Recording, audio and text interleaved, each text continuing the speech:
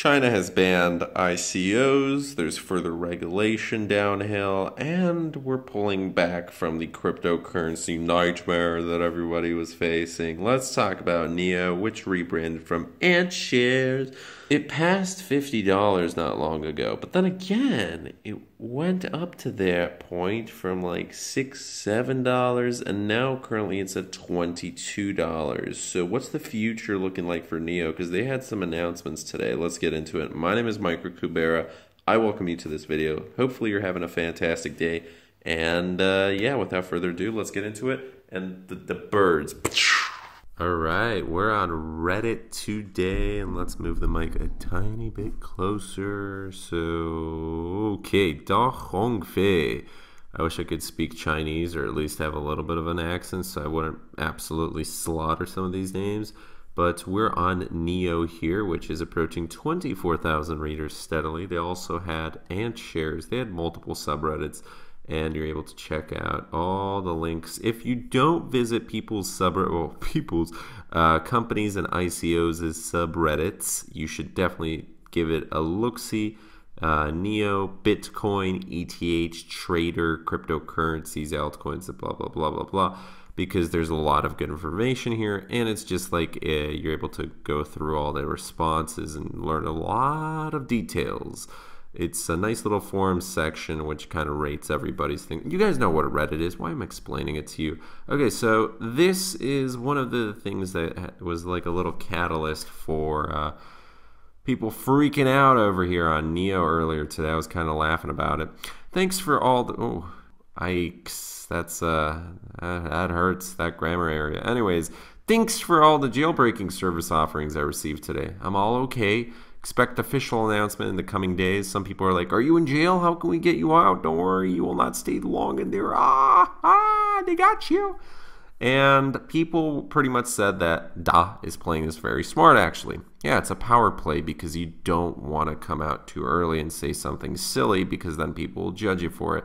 But if you wait too long to announce anything whatsoever, then that will also not turn out well. So this is, well, you know, he just kind of laughed it off like, okay, whatever. It's nothing too serious, which made people believe that, yes, everything's probably going to be all right. There's probably going to be a positive response. And there was an analysis of Da's Twitter post this morning. So yeah, this is pretty much the same thing where Da's been giving out generic answers previously, and other ICOs and other altcoin, usually leaders, they come out. I mean, actually a good example of this is Angela Merkel.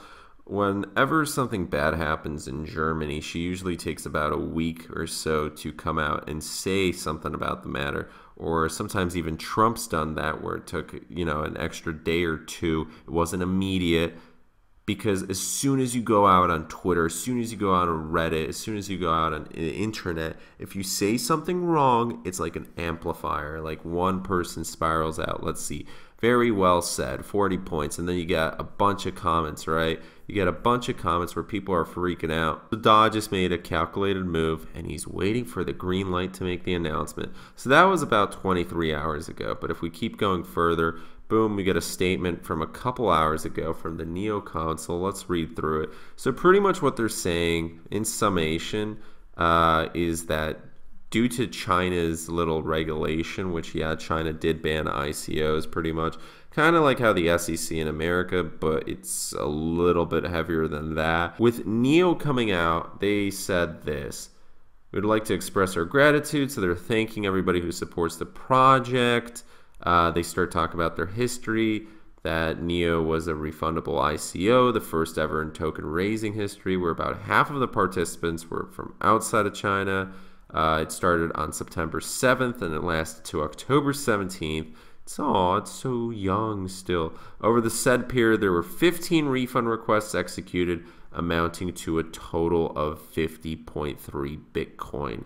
So that's quite a bit, and people were at the liberty to demand full refunds. That's kind of cool. And they said, you know, in ICO history, that never really happened. They're thinking long term. They want investors. They want to actually change the world here, so they don't care if they're refunding. They don't care if they're going against the competition here in certain aspects, but they always wanted to keep the customer, they always wanted to keep the investors in mind. And with this at the bottom, they're talking about how the council is making strenuous efforts to make sure that everything fits under existing laws and regulations. So in Q4, NEO will work with international legal advisors to establish a legal framework which is compliant in major countries. So one of those obviously is China, because NEO's got a big market out there. One of the big moves they did was they banned all Chinese investors from getting into it further.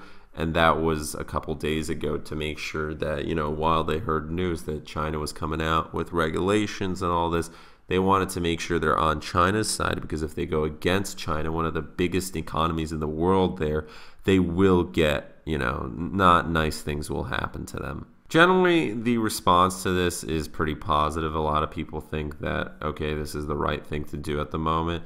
Sure, it's going to fall. Sure, the prices are reflecting what investors are feeling. Where if we go to CoinMarketCap, yay, everything's still on the green after a little bit of a, you know, a little bit of a thing there. Oh, I wonder what this is. CoinMarketCap is absolutely making, you know, they're approaching like $1 billion, seriously, with all these ads. And we'll actually make a whole entire video about CoinMarketCap. Don't just you wait for that. Okay, so NEO fell quite a bit down. It's at 22.85, and that is 10% up from yesterday. But you know, it was a little bit interesting with that stuff. So $22, and I remember when it was approaching $60. If we go a little bit further into it, let's go like a month out, you will see, bang, it was 450, it was over that, and then boom, 23, 22, it fell. Did it fall below 20? I think there was a period where it did. Oh yeah, 1740. Dang, that's crazy. And then, you know, if you remember, just like a month ago, it was a little bit over a month ago, it was at $7. But still, that's not bad. That's not bad. You know, there's bumps, and that's part of the crypto world. You just got to wait for the good news. So let's get back into this. I think NEO's got a bright future. It's going to be a long-term hold. The current short-term stuff, we don't know what's going to happen because, well, most likely China is supporting NEO, but there's no solid proof. So maybe there's stuff happening behind closed doors. Da's trying to do everything in his power and his team to make sure that NEO fits under regulation rules and laws.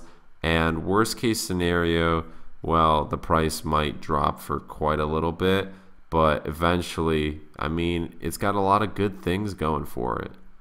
May not be the Ethereum killer, but it's nice on its own standing. So this one talks about ICOs being banned in China. Meanwhile, on-chain, which is another Chinese thing, developed an equity crowdfunding chain proof of concept for a Chinese securities clearinghouse. Anyone connecting the dots, da-da-da, play the crazy mystery music. And someone asked, well, how do you know? And then if you go into here, it just leads you further and further where this talks about a nice little event. See, this is the fun part about Reddit. You go to one little post, then you go to another one, and then you go to another one. And you just kind of go from there, and you learn quite a little bit. Honestly, Reddit is the quickest source of information really quickly. And of course, you have to verify it, but it's kind of like how I choose to read the Daily Mail for 2 minutes every single day because I get, oh, okay, this happened in America, this happened in China, this happened to some celebrity, like whatever. I get the news really quickly, and if there's something that super interests me, then I start looking into other websites about it. But that is that.